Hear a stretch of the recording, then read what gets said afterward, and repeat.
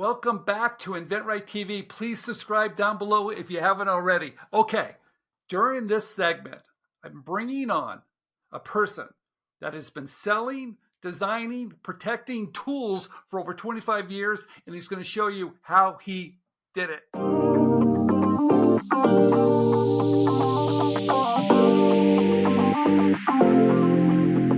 All right, everybody, Stephen Key. I'm back at InventRightTV, and I have a very special guest that's done some amazing things.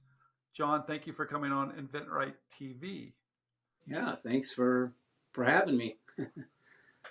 Wow, you've got quite the career. I did a little background check on you, and it sounds like you've done extremely well. But before we dive in to some of your products that you have on the market, could you tell us a little bit about you? Inventions, I'm assuming how it came about. Is that what you're talking about pretty much? Where are you from, and why are you doing what you're doing? Why tools? Yeah, that's a good one. So a kid, my dad was a Snap-on tool guy. And to me, I mean, I thought the tool truck was a candy store. You know, it was awesome.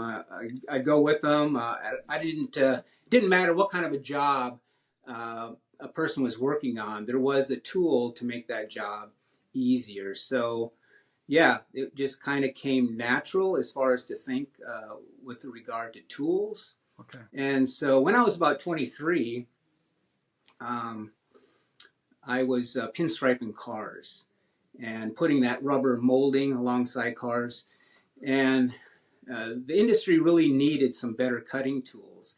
A cutting tool to slit the vinyl tape, the pinstripe. You know, I wasn't the talented guy with the paint. I was the guy with the tape, so it was pretty easy. Right. And also that stick-on molding. So there wasn't a really good tool to cut those things with. You know, it's kind of interesting that you said that most great inventions start with, hey, I'm doing some type of work and I don't have the tools to do it, so I'm just going to create these tools. So is that how you started? Yeah, the molding got wider. You know, it used to start off thin, you rivet it on, then it got real wide and you stick it on.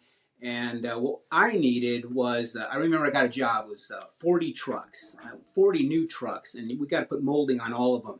I'm like, oh my goodness, I'm using this little rose pruner, and that was pretty much what everyone was using, and it just didn't work well. Okay. So you started doing, designing tools for things that you needed, but you've really kind of blown that up, right? And now how many tools are you selling now that you have created yourself? I'm guessing around 10, 12, something like that.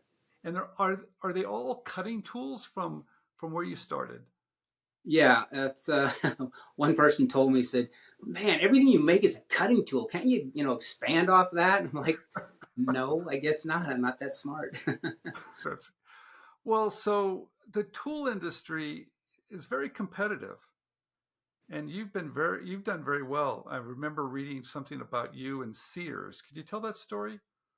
Yeah, so I was making this tool for the industry of cutting that rubber molding, right, for about 8 years out of my garage. And my dad was a little bit involved, and I said, Dad, we should see if we can get on, Sears. Bob Vila was doing an infomercial, right? Robo Grip was the tool at the time. And anyway, so we get it, long story short, we get it to Sears, and Bob Vila does an infomercial on it, and it just goes crazy. From making 10,000 tools a year in my garage, it was 100,000 a week. Wait, whoa. Okay, first of all, how did you get to him for him to show your product? How did that work? Did you just call him up? As far as Sears goes? Yeah. Okay, yeah, good one. So we contacted Sears, or I should say my dad. He was kind of like the sales force, and they turned us down. And we have the letter somewhere. I wish I could find it. And then, anyway, we tried again through a middleman, so to speak, and we were able to get it to them. They were looking for new ideas at that time to do infomercials with. Home Improvement was the show on TV, and they had a Bob Vila guy on that show. And anyway, it fit. People were looking for tools for gifts, right? Okay. So a lot of people don't realize that sometimes you can just pick up the phone, you can reach out to somebody if it's a good fit. So it was a good fit. So how do you go from making these in your garage or at home to making hundreds of thousands? That's a big that that's not easy to do. How'd you do that? Yeah. Well, kind of fake it a little bit, right? So making them in my garage, and then we have this company saying, okay, we're going to make a lot for Sears, for Craftsman. And I'm thinking, there's no way I can do that. Well, I don't know that, how to, I'm not smart enough, for that. And I went to one guy, and he said, you know what? It's really not that hard. You got all your vendors. It's an easy tool to make. There's 20 pieces. You just need someone to assemble it, and just break it down to like 5-second assembly positions, I guess you would say. So anyway, this guy comes out to my home. He comes. I didn't want to have him go in my garage. So I took him to all these vendors. So these big stamping houses where stamped out the metal parts, a place that does plating, deburring, etc. Right? And so I kept the garage thing a bit of a secret. So you scaled up. Are these all vendors here in the United States that helped you put it all together? Yeah, at the time in '96, we made a million units and sent those out. In '97, we made 3 million units and sent those out. And that was all within about an hour a radius from San Jacinto, California, where we were putting them Oh, that's nice. together. That's nice having it so close by. And you've sold millions. Congratulations. That's not easy to do at all. But you've also been on QVC too. Is that what I saw? Yeah, so we had an item on QVC, and yeah, that was an interesting story. Uh, so you're nervous. I'm nervous, going to be on TV. And the host of the show is interviewing the people that are about to go on, Okay. TV with him, right? And he looks at us and what we're using. It's a long bladed razor blade coming down onto a flat cutting board. It looks dangerous, right? And he says, I hate those things. Oh no. And don't ever ask me to use it on air. And I'm like, oh, you got to be kidding me. This is going to be ridiculous.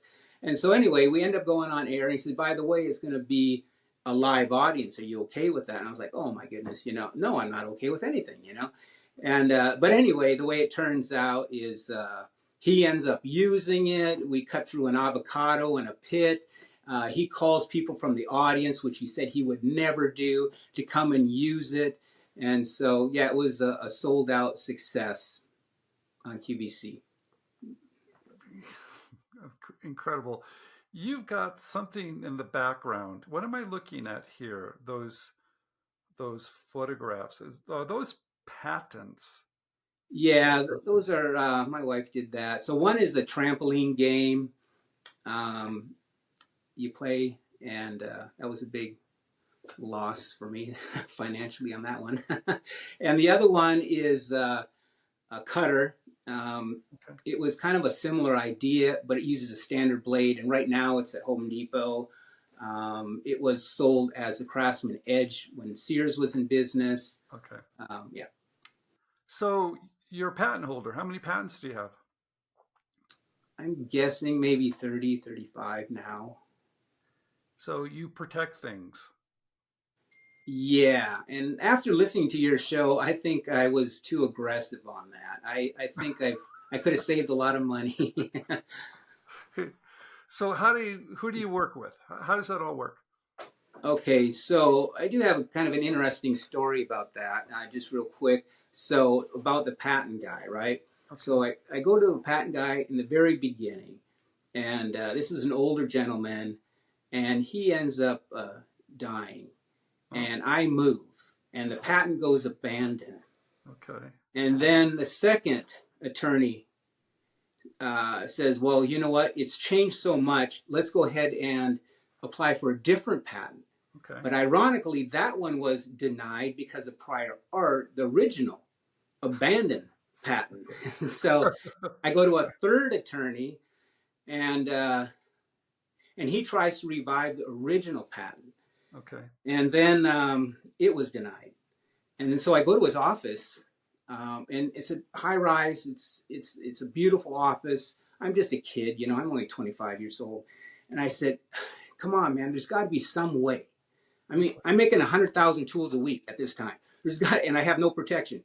There's got to be some way that there's a human element of someone in the patent office that could listen to the whole story, Okay. and provide some leniency." And I'll never forget what he said. He goes, "It would take an act of Congress to ever get this patent approved." Really? And so I'm like, I'm just a dumb kid, right? So I go, and he goes, I'm not going to try it. I said, "Well, can I do it?" You know? And he goes, you know, like, "Yeah, go ahead, idiot." And so anyway, I signed some papers, and so I called the patent office, and I make an appointment to go see him. And so I get there, and before this, this attorney told me, "Let me give you some advice. Only answer the questions you're asked. Don't supply any additional information. It'll probably work against you." So anyway, I show up at this patent examiner's office, and I have this stack. I mean, this is 8 years old, right? This stack on this patent, and I completely ignored his advice. I just said, "Here it is. It's the good, the bad, you know, and the ugly. But I'm not leaving here until I get a hard no. I just got to know I tried everything I could." Okay. All right. And he looks at me and says, "Why don't you go back and go back to your room, hotel room, and put it all in chronological order." So I come back the next day. Oh. Not long story short, he looks at it and he goes, "You know what? We got some room here. We can make an allowance for this." Wow. And so I couldn't believe it, really. He said, "Today we're going to get this patent. There's several buildings, several floors." He escorts me to these different buildings, different floors, and said, "This is the guy I've been talking about. Here, could you sign this off?"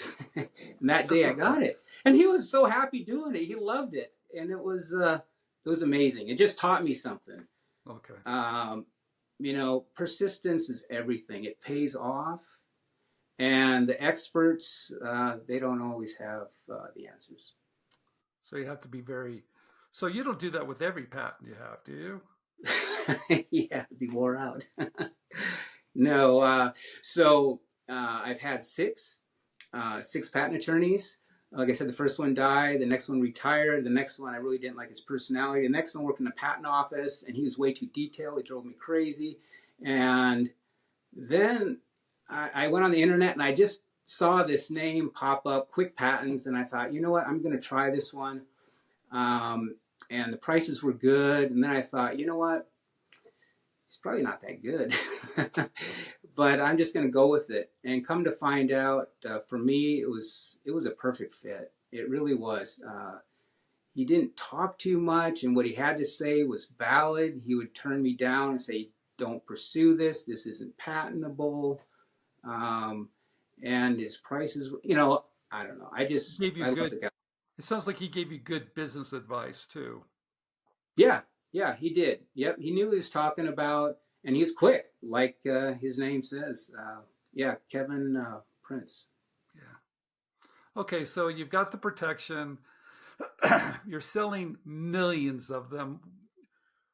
What would you tell someone, John, that's just starting out? Because, well, first of all, wait, before we get there, I was always told that the tool industry is a pretty tough industry. It's very competitive. You're probably dealing with really some big companies. What have you found? How have you found success in that industry, given that you're dealing with big companies? Yeah, you know, if it wasn't for my father, you know what, I would have ruined the deal. You know, you mentioned on your show about negotiating and having some experts behind you. Yeah, if it wasn't for my father, I would have gave it away. I was just excited someone wanted to take it, right? Okay. But I don't know if this answers your question specifically, but the very first time I made three prototypes. I made three prototypes with the industry of cutting rubber molding, right? And then I sent it off to three different companies, and then asked them if they wanted to purchase it. Just like that. Yeah. Sounds like you put a good team around you too, right? Yeah. And your Yeah. dad was there to kind of guide you. That's wonderful. How many years have you been in business now for? Since 88, I guess, 87. How many years is that? Do the math for me. Oh, no. I don't know, 30. Yeah. What is that? 38? Yeah. Okay. Now you're What testing my. if someone was starting out for the first time, John? What would you tell them to do if they had an idea with a tool? I used to tell them this. I used to say, you know what? I really don't know a lot about the whole process, but I can just tell you what I've done. Okay. But sincerely, after watching numerous YouTube videos, and I've done this recently, just a couple days ago, I said, InventRightTV, go there. That's the easier way to do it. I did it the hard way. You make something, Okay. you build a business around it, you sell it, you manufacture it. I mean, it's too much, I think, in a way. It just kind of fell into place with me. I don't know. I don't think you give yourself enough credit. I think you've done a fantastic job. But here's the thing: you have something people want, and they buy it. They've been buying it for years and years and years. So congratulations on all of it. And you make it sound, you really make it sound like you just kind of stumbled in it. But I know it's taken a lot of hard work and probably a lot of sleepless nights too. Is that true?